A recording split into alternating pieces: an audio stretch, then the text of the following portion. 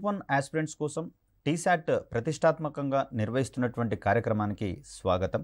ఈ వీడియోలో మనము పేపర్ 5 మెయిన్స్ పాఠ్యాంశాలలో భాగంగా సెక్షన్ 1కి సంబంధించిన అంశాలు చూస్తూ ఉన్నాం. దాంట్లో నానో టెక్నాలజీకి సంబంధించినటువంటి అప్లికేషన్స్ అనువర్తనాలను ప్రస్తుతం పరిశీలించే ప్రయత్నం చేద్దాం. నానో టెక్నాలజీ రంగంలో పదార్థాల యొక్క ధర్మాలు అనేవి సూక్ష్మ స్థాయిల వద్ద స్థూల స్థాయిలతో పోల్చినట్లయితే అమాంతం మారిపోతున్నటువంటి పరిస్థితి కనిపిస్తూ ఉంది. మరి ఈ క్రమంలో పదార్థాల యొక్క లక్షణాలను మరొకసారి క్షుణ్ణంగా పరిశీలించాల్సినటువంటి అవసరం ఉంది. ఇందుకు దోహదపడినటువంటి పరికరాలు, అదేవిధంగా వివిధ పదార్థాల యొక్క మారుతున్నటువంటి లక్షణాలను బేరీజు వేసుకుంటూ వాటికి సంబంధించినటువంటి అప్లికేషన్స్ని మనం ఇక్కడ నేర్చుకోవాల్సి ఉంటుంది. గత వీడియోలో మనము నానో టెక్నాలజీకి సంబంధించినటువంటి మూలకాల యొక్క పరమాణువుల ధర్మాలను అధ్యయనం చేశాము. ఈ వీడియోలో వాటి యొక్క అనువర్తనాలకు సంబంధించిన అంశాలు తెలుసుకునే ప్రయత్నం చేద్దాం. సో దీనికి క్వశ్చన్ ఓరియంటేషన్ గమనిస్తే ఇక్కడ నానో టెక్నాలజీకి సంబంధించిన అనువర్తనాలను ప్రశ్న రూపంలో ఎలా అడిగే అవకాశం ఉంది అనే అంశాన్ని చూద్దాం. దీన్ని నానో టెక్నాలజీ అనువర్తనాలు వివరించండి అని కానీ, లేదా రంగాల వారీగా నానో టెక్నాలజీ అనువర్తనాలను వివరించండి అనే ఓరియంటేషన్లో క్వశ్చన్ అడిగే అవకాశం ఉంది.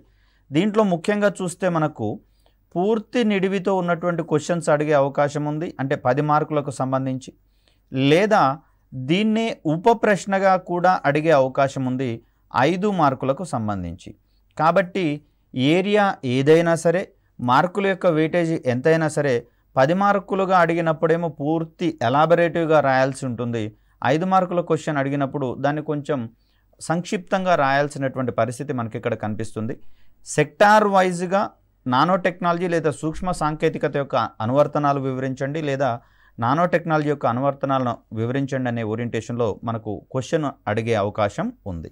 సో ఇక్కడ అనువర్తనాలకు సంబంధించి చూస్తే పదార్థాలను ఫస్ట్ మనము పరిశీలించాల్సినటువంటి అవసరం ఉంది. కాబట్టి అందుకు ఉపయోగపడినటువంటి పరికరాలుగా మనకు టన్నెలింగ్ మైక్రోస్కోప్ అనేది గతంలో మనం చెప్పుకున్నాం. స్కానింగ్ టన్నెలింగ్ మైక్రోస్కోప్, దీని ఆవిష్కరణకు గాను గ్రెడ్ బిన్నింగ్కి నోబెల్ ప్రైజ్ అవార్డు వచ్చినటువంటి అంశాలు చూడవచ్చు. అదేవిధంగా అటామిక్ టన్నెలింగ్ మైక్రోస్కోప్, ఇది మరొక పరికరం, దానికి మించినటువంటి ఉపకరణంగా మనకి ఇక్కడ తెలుస్తుంది.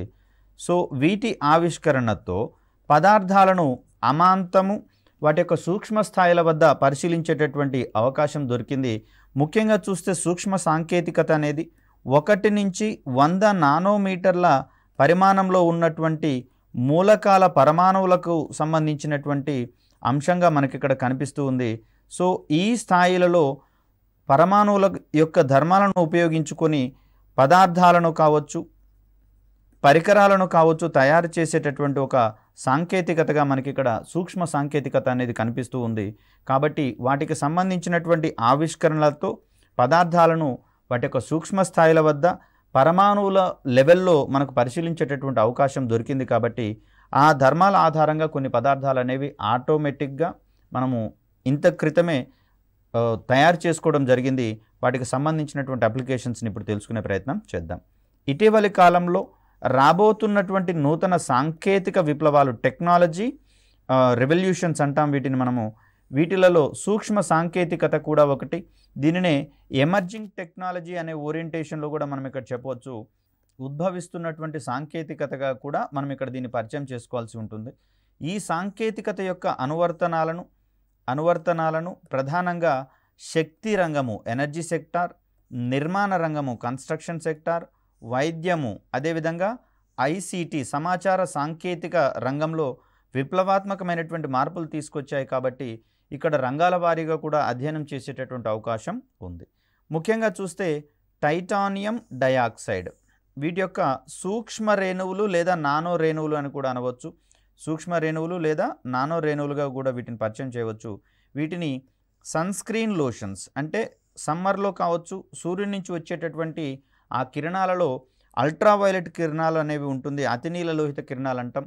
ఇవి నేరుగా చర్మం మీద పడినటువంటి సందర్భంలో చర్మ వ్యాధులను కలుగచేసేటటువంటి పరిస్థితులు మనకు ఉన్నాయి. కాబట్టి మరి ఈ చర్మ వ్యాధుల నుంచి మనం కాపాడుకోవాలి అంటే కొన్ని రకాలైనటువంటి సన్ స్క్రీన్ లోషన్స్ని మనము అప్లై చేసుకోవాల్సి ఉంటుంది. అటువంటి సన్ స్క్రీన్ లోషన్స్లలో టైటానియం డయాక్సైడ్ యొక్క సూక్ష్మ పరమాణువులను గనక వాడినట్లయితే ఈ రేణువులు తమపై పడినటువంటి అతినీల లోహిత కిరణాలను అవసరమైనటువంటి సందర్భాలలో శోషించుకోగలవు. అంటే కొంత పరిమాణంలో శోషించుకుంటాయి, అబ్జర్వ్ చేసుకుంటాయి. అదేవిధంగా మరింత సమర్థవంతంగా వెనక్కి తిప్పి పంపగలవు. దట్ మీన్స్ పరావర్తనం చెందిస్తాయి అని చెప్తాం. అంటే తమ మీద పడినటువంటి అతినీల లోహిత కిరణాలలో కొంత భాగాన్ని శోషించుకుంటాయి, అదేవిధంగా మరికొంత భాగాన్ని సమర్థవంతంగా వెనక్కి తిప్పి పంపుతాయి. కాబట్టి నేరుగా చర్మము ఈ అతినీల లోహిత కిరణాలకు ఎక్స్పోజ్ అయ్యే అవకాశాలు పూర్తిగా తగ్గించబడతాయి. తద్వారా ఎండ నుంచి వచ్చేటటువంటి ఈ అతినీల లోహిత కిరణాల యొక్క ప్రభావం నుంచి మనము తప్పించుకునేటందుకు సమర్థవంతంగా వీలుంటుంది టైటానియం డయాక్సైడ్ నానో పరమాణువులను సన్స్క్రీన్ లోషన్స్ తయారీలో ఉపయోగించినటువంటి సందర్భంలో. అదేవిధంగా చూస్తే ఈ టైటానియం డయాక్సైడ్ యొక్క నానో పరమాణువుల నుంచి లేదా నానో రేణువుల నుంచి గీతలు పడినటువంటి పాలిమర్లను రూపొందించుకునేటటువంటి వీలు మనకి ఇక్కడ కల్పించబడుతుంది. స్టెయిన్లెస్ అంటాం దీన్ని. అంటే గీతలు పడినటువంటి ఒక అంశంగా మనం ఇక్కడ చూస్తాం. వాటితో పాలిమర్లను రూపొందించినప్పుడు గీతలు పడని ఉపకరణాలను తయారు చేసుకోవడంలో ఇవి ప్రధానంగా మనకు ఉపయోగపడతాయి, టైటానియం డయాక్సైడ్ యొక్క నానో రేణువులు. ఫలితంగా వీటిని గాజు పరిశ్రమల్లో అంటే గ్లాస్ ఇండస్ట్రీలో అధికంగా వాడుతున్నటువంటి పరిస్థితి మనకి ఇక్కడ కనిపిస్తుంది. ఈ టైటానియం డయాక్సైడ్కి సంబంధించినటువంటి నానో రేణువులను గాజు ఇండస్ట్రీస్తో వాడడం ద్వారా స్వతంత్రంగా వాటికవే శుభ్రపరుచుకునేటటువంటి గాజు కిటికీలు రూపొందడం అనేది జరిగింది. ప్రస్తుతం ఉన్నటువంటి ఆధునిక భవనాలన్నీ కూడా గ్లాస్ ఉపరితలాలను కలిగి ఉన్నట్లుగా మనకు కనిపిస్తూ ఉంది. మరి ఇక్కడ వర్షం వచ్చినటువంటి పరిస్థితులలో ఈ వర్షపు చినుకులు గనక వాటి మీద పడి కిందికి కారేటటువంటి క్రమంలో వాటి యొక్క మార్గం ఏ విధంగా ఉంటుందో అదే రీతిలో మరకలు పడేటటువంటి అవకాశం ఎక్కువగా ఉంది. అదేవిధంగా దుమ్ము ధూళితో కూడినటువంటి తుఫాన్లు వచ్చినటువంటి పరిస్థితుల్లో దుమ్ము దుమారం లేచినప్పుడు వాటి మీద దుమ్ము ధూళి పేరుకొని పోయేటటువంటి ప్రమాదం కూడా ఉంది. వీటిని శుభ్రపరచడం అంటే లోపల వైపు చేయవచ్చు, కానీ బయట వైపున చేయాలంటే చాలా కష్టమైనటువంటి పనిగా పరిగణిస్తూ ఉన్నటువంటి పరిస్థితులలో సూక్ష్మ సాంకేతికత సహాయంతో ఇలా రూపొందించినటువంటి గాజు లేదా గ్లాస్ ప్లేట్స్ అనేటటువంటివి వాటి మీద పడినటువంటి వర్షపు చినుకులను కావచ్చు, నీటి బిందువులను కావచ్చు, అదేవిధంగా దుమ్ము ధూళికి సంబంధించినటువంటి వాటిని వాటంతటా అవే శుభ్రం చేసుకునేటటువంటి పరిస్థితులలో తయారు చేయగలిగితే మానవ శ్రమ అనేది ఇక్కడ తప్పిపోయేటటువంటి అవకాశం ఉంది. కాబట్టి ఇలాంటి ధర్మాన్ని మనము దుమ్మును గనక ఆ గాజు ప్లేట్లు లేదా గ్లాస్ ప్లేట్స్ తమంతట తామే శుభ్రం చేసుకుంటే దాన్ని మనము ఫోటో క్యాటలిటిక్ ధర్మంగా చెప్పుకుంటూ ఉంటాం. అదేవిధంగా ఈ గాజు ప్లేట్లు అనేవి తమ మీద పడినటువంటి నీటిని తమంతట తామే తుడుచుకునేటటువంటి ఆ ధర్మాన్ని హైడ్రోఫిలిక్ ధర్మంగా మనం ఇక్కడ చెప్పుకుంటూ ఉంటాం. తద్వారా ఎంఎన్సీస్ కావచ్చు, భారీ బిల్డింగుల పరిమాణంలో ఉండేటటువంటి అంతస్తుల పరిమాణంలో ఉండేటటువంటి ప్రభుత్వ విభాగాలు కావచ్చు, మంత్రిత్వ శాఖలు కావచ్చు, ప్రస్తుతము ఆధునిక భవనాల వైపుకి మొగ్గు చూపేటటువంటి క్రమంలో ఈ రకమైనటువంటి సాంకేతికత కూడా తోడైతే అక్కడ వాడేటటువంటి ఆ గ్లాస్ ప్లేట్స్ అనేవి తమంతట తామే శుభ్రం చేసుకొని నిరంతరం మిలమిలా మెరిసిపోయేటటువంటి క్రమాన్ని మనం ఇక్కడ గమనించవచ్చు.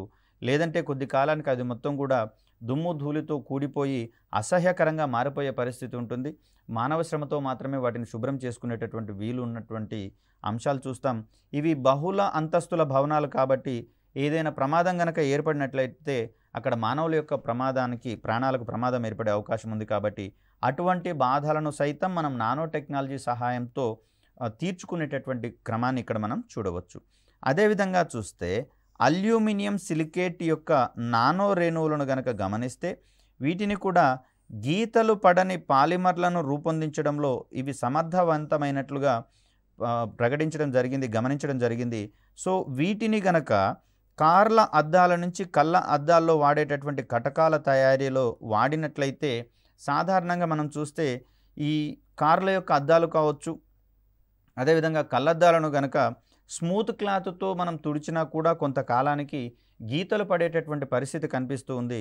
దీనికి ప్రధాన కారణంగా మనకు ఆ దుమ్ము యొక్క కణాలు అనేటటువంటివి ఈ గాజు అంటే కార్ల యొక్క అద్దాలను రుద్దుకున్న, కళ్ళ అద్దాల్లోని కటకాలను రుద్దుకున్నా కూడా అక్కడ చిన్న చిన్న మనకు కంటికి కనిపించినటువంటి గీతలు పడుతూ ఉంటాయి. కాలక్రమంలో అవన్నీ కూడా వాటి యొక్క పనితీరుని దెబ్బతినగలిగేలా ఆ యొక్క గీతలనేవి పడడం జరుగుతుంది. కాబట్టి మరి అలాంటి పరిస్థితుల నుంచి సమర్థవంతంగా వాటిని గనక మనము అడ్డుకోవాలి అంటే వాటికి అల్యూమినియం సిలికేట్ నానో రేణువులను గనక జోడించినట్లయితే గీతలు పడనటువంటి పాలిమర్లు అనేవి మనకు రూపొందించడం సాధ్యమవుతుంది. తద్వారా వాటితో రూపొందించినటువంటి కార్ల అద్దాలు కావచ్చు, కంటి అద్దాల కోసం వాడేటటువంటి కటకాలు లెన్స్ అంటాం వీటిని మనము. ఈ లెన్సుల తయారీలో గనక వీటిని రూపొందిస్తే గీతలు పడనటువంటి ఉపకరణాలను సుదీర్ఘకాలం పాటు వాడేటందుకు మనకు అవకాశం దొరుకుతుంది. మరికొన్ని ధర్మాలను చూద్దాం. ఇక్కడ వస్త్ర పరిశ్రమల్లో చూస్తే ముఖ్యంగా దారాలకు జింక్ ఆక్సైడ్ రేణువులతో పూత పూయడం ద్వారా వాటితో తయారైనటువంటి వస్త్రాలు సమర్థవంతంగా అతినీల లోహిత కిరణాల నుంచి మరింత రక్షణను ఇచ్చేటటువంటి క్రమాన్ని మనం ఇక్కడ చూస్తాం. ఇంత క్రితమైతే సన్స్క్రీన్ లోషన్స్కి సంబంధించి చూసాం. అదేవిధంగా వస్త్ర పరిశ్రమల్లోని ఆ వస్త్రాలు తయారు చేసేటటువంటి దారపు పోగులకు ఈ జింక్ ఆక్సైడ్ రేణువులను గనక పూత పూసినట్లయితే అవి వాటి మీద పడినటువంటి అంటే ఆ వస్త్రాల మీద పడినటువంటి సూర్యకాంతిలోని యూవీ రేస్ని శోషించుకోవడం మరియు సమర్థవంతంగా రిఫ్లెక్ట్ చెందించడం ద్వారా ఆ వస్త్రాలు అనేవి మనకు ఈ అతినీల లోహిత కిరణాల నుంచి సమర్థవంతంగా మరింత రక్షణనిచ్చేటటువంటి క్రమాన్ని మనం ఇక్కడ చూస్తాం. ఇంత క్రితమే చెప్పుకున్నాం, వెండి నానో రేణువులతో యాంటీ బ్యాక్టీరియల్ పట్టీలను రూపొందించడం జరిగింది. యాంటీ బ్యాక్టీరియల్ బ్యాండెయిడ్స్ అంటాం వీటిని మనం. సో వీటిని గనక రూపొందించినట్లయితే ఈ యాంటీ బ్యాక్టీరియల్ ఏజెంట్గా పనిచేసేటటువంటి వెండి నానో రేణువులు బ్యాక్టీరియా యొక్క కణజాల శ్వాసక్రియను సమర్థవంతంగా అడ్డుకోవడం ద్వారా వాటిని నాశనం చేయడం అనేది జరుగుతుంది. అయితే ఇక్కడ ఉన్నటువంటి ఏకైక ప్రమాదం ఏంటంటే ఉపయోగపడేటటువంటి బ్యాక్టీరియాను సైతం ఇవి నాశనం చేస్తున్నట్లుగా గమనించడం జరిగింది. అది మాత్రమే ఇక్కడ ఒక ప్రమాదకరమైనటువంటి ధోరణిగా మనం ఇక్కడ చూస్తాం. మన దేహంలో అనేకమైనటువంటి ఉపయోగపడే బ్యాక్టీరియాలు మనకు అందుబాటులో ఉన్నవి. సో బాసిల్లస్కు సంబంధించి కావచ్చు, ఇతరత్ర బ్యాక్టీరియాలు మనకు ఉపయోగపడేటటువంటి ధర్మాలను ప్రదర్శిస్తూ ఉండగా ఈస్ట్కు సంబంధించి చూస్తే ఇవి పెరుగు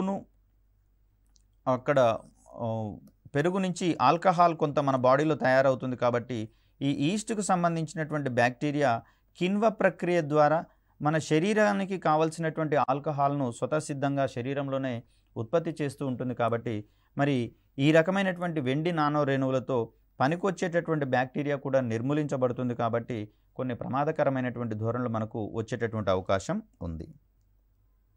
అదేవిధంగా చూస్తే ఇటీవలి కాలంలో రోగ నిర్ధారణ నుంచి మొదలుకొని అంటే డయాగ్నసిస్ అంటాం వీటిని మనం. ఈ రోగ నిర్ధారణ నుంచి మొదలుకొని రోగాలను నయం చేసేటటువంటి క్రమంలో సైతం సూక్ష్మ సాంకేతికతకు సంబంధించినటువంటి అప్లికేషన్స్ ఎక్కువగా ఉన్నాయి. దీని ద్వారా నానో మెడిసిన్ పలు రోగ నిర్ధారణ పరీక్షలో డయాగ్నసిస్లో, అదేవిధంగా గాయాలను నయం చేయడంలో మరియు రోగాల నుంచి కాపాడేటటువంటి క్రమంలో, అదేవిధంగా పెయిన్ కిల్లర్లుగా నొప్పి నివారణల్లో వాడడం అనేది జరుగుతుంది.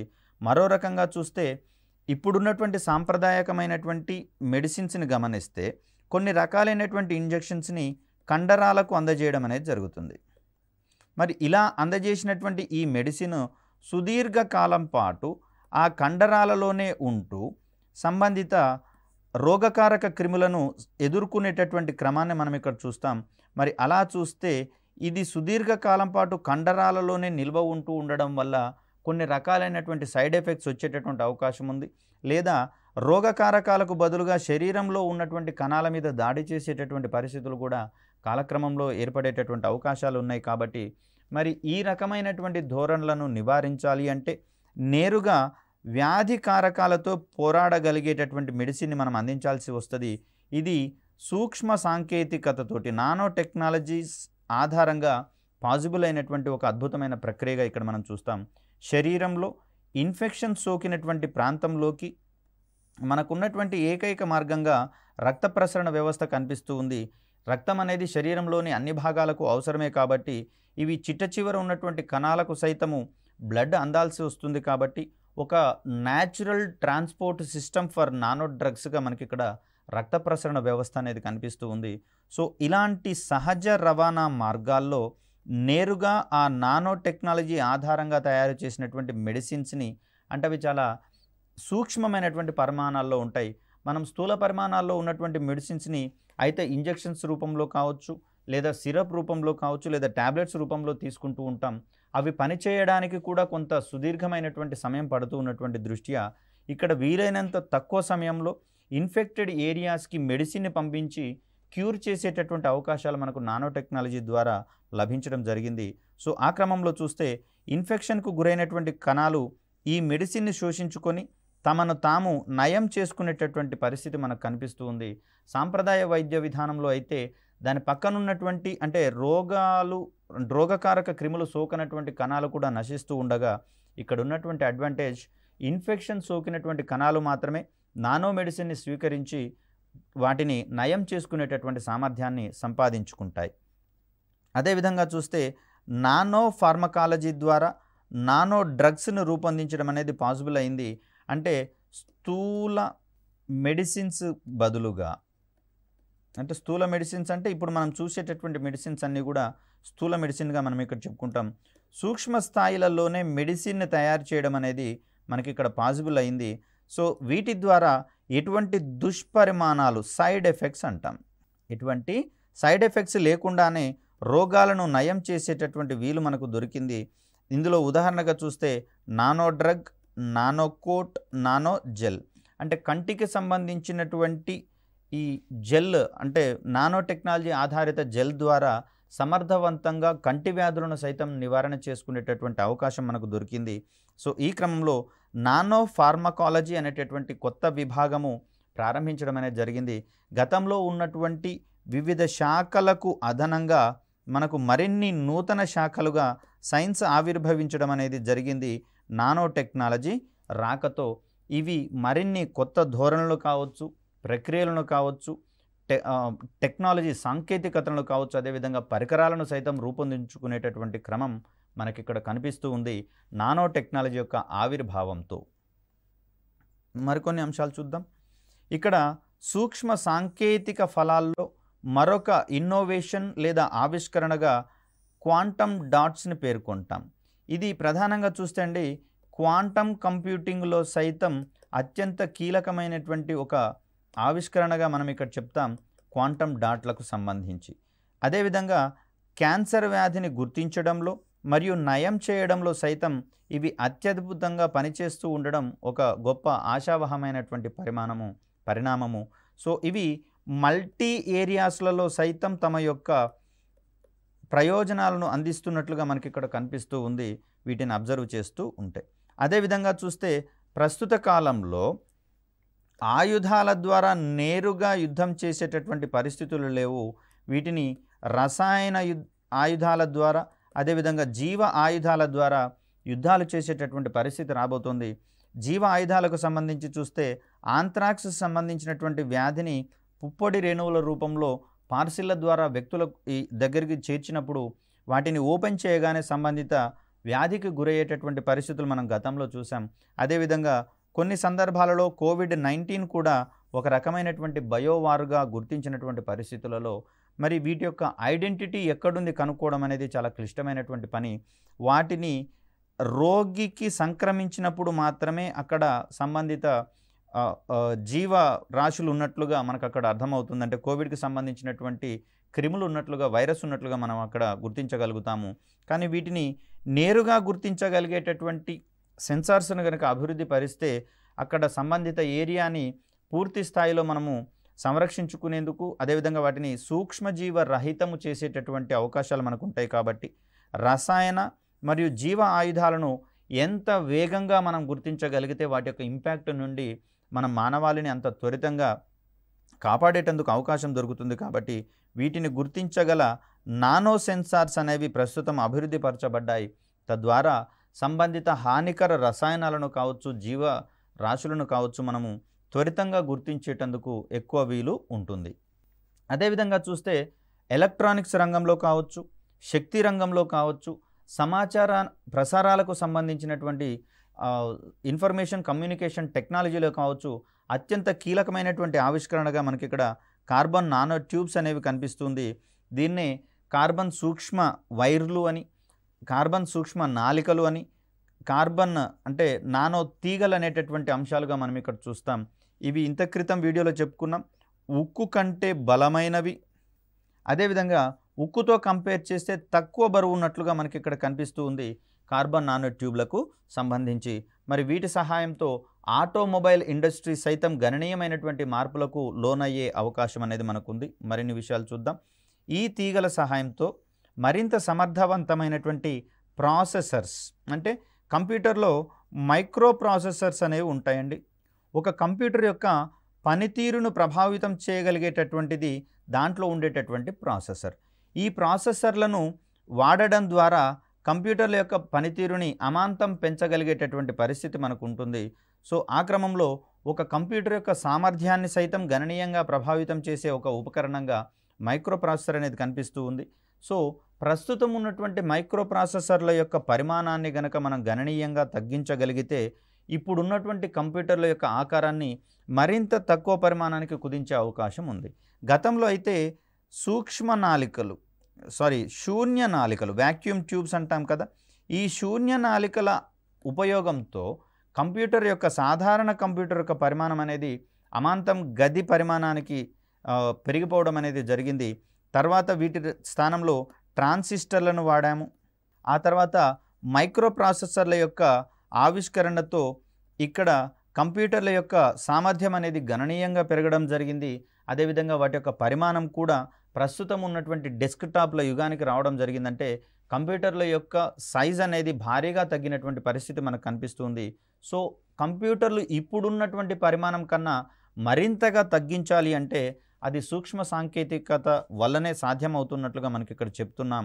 ఈ ప్రాసెసర్లను కనుక మనం రూపొందిస్తే కంప్యూటర్ల యొక్క పరిమాణము గణనీయంగా తగ్గించబడుతుంది. సో వీటితో కంపేర్ చేస్తే ప్రాసెసర్ల యొక్క వినియోగం వల్ల, అంటే నానో టెక్నాలజీ ఆధారంగా తయారు చేసినటువంటి ప్రాసెసర్ల వినియోగంతో కంప్యూటర్ల యొక్క పరిమాణం అనేది నేటి కంటే తగ్గిపోతుంది. అదేవిధంగా వాటి యొక్క సామర్థ్యం అనేది ఎన్నో రెట్లు పెరుగుతుంది. వీటితో పాటుగా సమాచార నిల్వ సామర్థ్యం కూడా గరిష్టంగా అయ్యేటటువంటి అవకాశాలు మనకి ఇక్కడ ఉన్నాయి. అంటే కంప్యూటర్ రంగంలో పెను మార్పులకు గురి చేసేటటువంటి ఒక అంశంగా నానో టెక్నాలజీ యొక్క ఆవిర్భావం అనేది మనకి ఇక్కడ జరిగినట్లుగా తెలుస్తుంది. మరొక రకంగా చూస్తే ఉక్కు కంటే తేలికైన దృఢమైనటువంటి పదార్థాలను కార్బన్ నానో గొట్టాలు లేదా సూక్ష్మ నాళికల సహాయంతో రూపొందించేటటువంటి అవకాశం ఉంది. ఈ రకమైనటువంటి గొట్టాలను గనక ఆటోమొబైల్ రంగంలో వినియోగించడం వల్ల తయారయ్యేటటువంటి వాహనాలు ప్రస్తుతం ఉన్నటువంటి వాటికంటే మరింత తేలికగా మారేటటువంటి అవకాశం ఉంది. ఫలితంగా వీటి యొక్క ఇంధన వినియోగ సామర్థ్యము తగ్గుతుంది. అంటే ఇంధన వినియోగ సామర్థ్యం తగ్గడం వల్ల శక్తి వనరుల మీద ఉన్నటువంటి అధిక డిమాండ్ కొంత మేరకు తగ్గించగలుగుతాము. ఎప్పుడైతే వాహనాల యొక్క బరువు తగ్గుతుందో అక్కడ ఇంజిన్ అనేది గరిష్ట స్థాయికి పనిచేయాల్సినటువంటి అవసరం ఉండదు.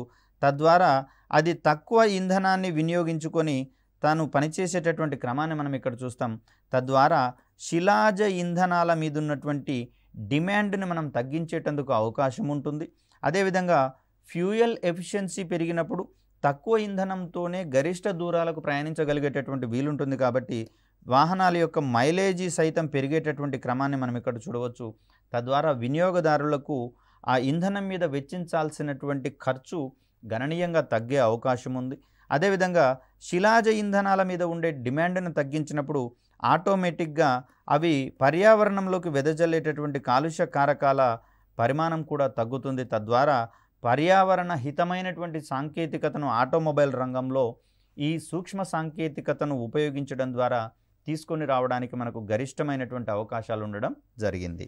ఇక్కడ మరికొన్ని ఆవిష్కరణలు మనము ఇటీవల కాలంలో పేపర్ మాధ్యమాలలో గమనించడం జరిగింది. వాటిని కూడా మనం తీసుకొచ్చినట్లయితే మన యొక్క ఎస్సే అనేది లైవ్గా ఉండేందుకు ఎక్కువ అవకాశాలు అనేవి ఉన్నాయి.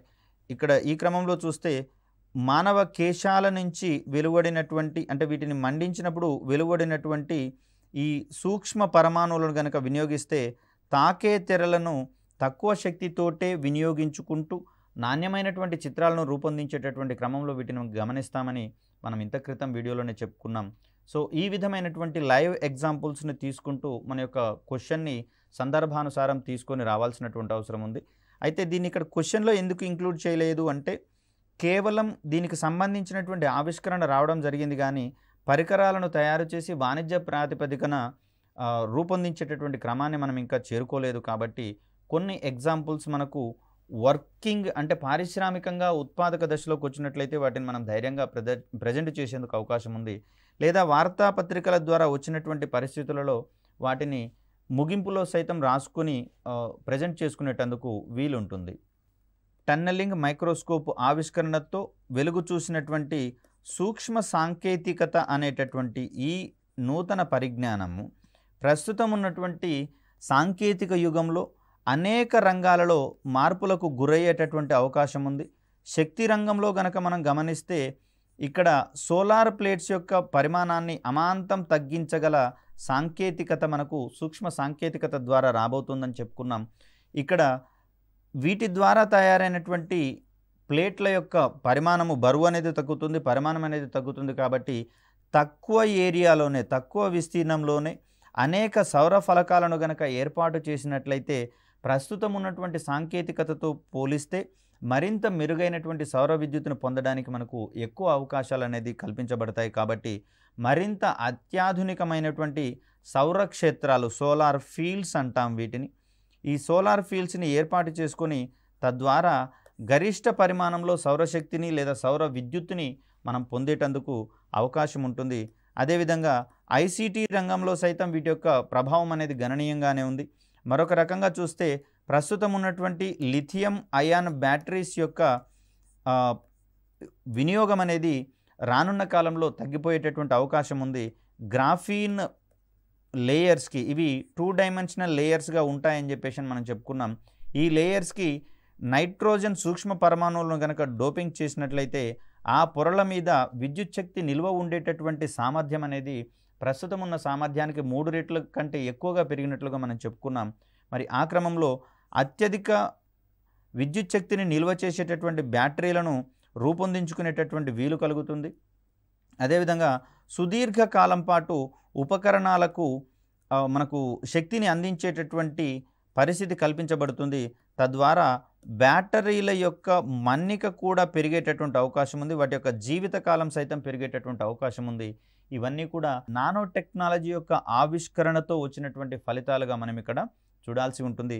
అదేవిధంగా చూస్తే వ్యవసాయ రంగంలో సైతము నానో యూరియా అనేది ఇటీవల రావడం జరిగింది. నానో యూరియా సో ఇవి సూక్ష్మ స్థాయిల వద్ద ఉంటాయి కాబట్టి నేరుగా మొక్కలు వినియోగించుకొని వాటి ద్వారా సంబంధిత బలాన్ని కావచ్చు లేదా రోగ నిరోధకతను కావచ్చు పెంపొందించుకునేటందుకు వీలు కల్పించబడుతుంది. ప్రస్తుతం ఉన్నటువంటి ఈ యూరియా టెక్నాలజీకి నానో టెక్నాలజీని కనుక మనం అనువర్తింపచేస్తే నానో టెక్నాలజీ వల్ల ఉన్నటువంటి మరొక ప్రయోజనం ఏంటంటే ఇక్కడ వృధా అనేది తగ్గడం. అదేవిధంగా చూస్తే ప్యాకేజింగ్ ఇండస్ట్రీలో సైతము వీటిని గనక వాడినట్లయితే మనము సుదీర్ఘకాలం పాటు ఆహార పదార్థాలు చెడిపోకుండా ఉండగలిగేలా మనము ఏర్పాటు చేసుకోవచ్చు. ఆహార పదార్థాలు చెడిపోకుండా ఉంటాయి, ఎక్కువ కాలం పాటు నిల్వ ఉండేటటువంటి పరిస్థితులు ఉంటాయి. కాబట్టి నానో టెక్నాలజీని ప్యాకేజింగ్ రంగంలో సైతం మనం వినియోగించినట్లయితే ఆహార పదార్థాల యొక్క జీవిత కాలాన్ని మరింత కాలం పొడిగించేటటువంటి అవకాశం ఉంది. అదేవిధంగా కూరగాయలను కూడా ఈ నానో టెక్నాలజీకి సంబంధించినటువంటి అంశాలలో భాగంగా ప్యాకేజ్ చేసినట్లయితే అవి సుదీర్ఘకాలం పాటు చెడిపోకుండా ఉంటాయి. కాబట్టి నిల్వ ఉండేటటువంటి సామర్థ్యాలను కూడా మనం వాటిని గణనీయంగా పెంచేందుకు అవకాశం ఉంది. సో ఆహార రంగంలో కావచ్చు, శక్తి రంగంలో కావచ్చు, ఇన్ఫర్మేషన్ కమ్యూనికేషన్ టెక్నాలజీ రంగంలో కావచ్చు, ఆటోమొబైల్ ఇండస్ట్రీస్, అదేవిధంగా భవన నిర్మాణ రంగంలో, వస్త్ర పరిశ్రమలలో సైతం నానో టెక్నాలజీ యొక్క అనువర్తనాలు అనేవి మనకు ఇటీవల కాలంలో గణనీయంగా పెరగడం అనేది జరుగుతుంది. వీటి సహాయంతో వస్త్రాలు కూడా వాటంతట అవే శుభ్రం చేసుకోగల, అదేవిధంగా మరకలు పడని, ముడతలు పడనటువంటి వస్త్రాలను సైతం రూపొందించుకునేటందుకు వీలుంది. కాబట్టి భవిష్యత్తులో వీటి యొక్క ప్రయోజనాలను, దుష్ప్రయోజనాలను గనక క్షుణ్ణంగా మనం పరిశీలించినట్లయితే వాటిని మరిన్ని రంగాలలో విస్తృతంగా వినియోగించుకునేటందుకు వీలుంది. తద్వారా ప్రస్తుతం ఉన్నటువంటి వస్తువుల యొక్క పరిమాణం అనేది గణనీయంగా తగ్గేందుకు వీలుంది. అదేవిధంగా వాటి నుంచి ప్రయోజనాలను సైతం మరింత అధిక మొత్తంలో పొందేటందుకు వీలు కలుగుతుంది. వాటి యొక్క జీవితకాలం సైతం పెరిగేటందుకు అవకాశం ఉన్నటువంటి దృష్ట్యా నానో టెక్నాలజీ రంగంలో మరిన్ని విస్తృతమైనటువంటి పరిశోధనలు జరగాల్సినటువంటి అవసరం ఉంది. సో ఈ క్రమంలో చూస్తే నానో రేణువులకు సంబంధించినటువంటి అభివృద్ధి, వాటి అధ్యయనం జరుగుతున్న కొద్దీ వాటి అనువర్తనాలు అధికమవుతూనే ఉన్నాయి. అయితే ఈ పరిజ్ఞాన వినియోగంలో పలు దుష్పరిమాణాలు సైతం వెలుగు చూస్తూ ఉండడం ఇక్కడ గమనార్హం కంటే ఆందోళనకరమని రాస్తే అయిపోతుంది. ఉదాహరణకు సూక్ష్మమైనటువంటి వెండి రేణువులను యాంటీ బ్యాక్టీరియల్ ఏజెంట్గా వినియోగించే క్రమంలో అవి ఉపయోగకర బ్యాక్టీరియాను కూడా నాశనం చేస్తున్నట్లు వెల్లడైంది. కాబట్టి ఈ రంగంలో మరిన్ని పరిశోధనలు జరగాల్సినటువంటి ఆవశ్యకతతో ఈ క్వశ్చన్కి సంబంధించినటువంటి ముగింపుని మనం రాయడం జరిగింది. మరొక చక్కటి వీడియోతో మిమ్మల్ని కలిసేటటువంటి ప్రయత్నం చేస్తాను. అప్పటి వరకు సెలవు. ధన్యవాదాలు.